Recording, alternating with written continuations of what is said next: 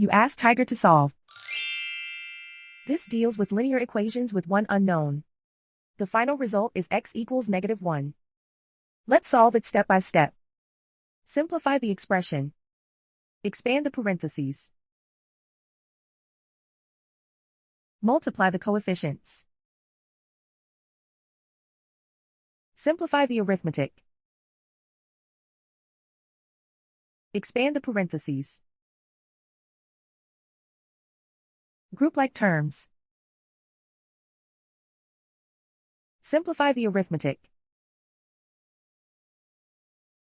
Group all constants on the right side of the equation.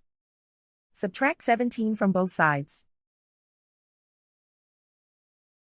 Simplify the arithmetic.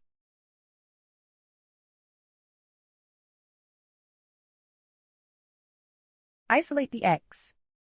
Divide both sides by -10. Cancel out the negatives.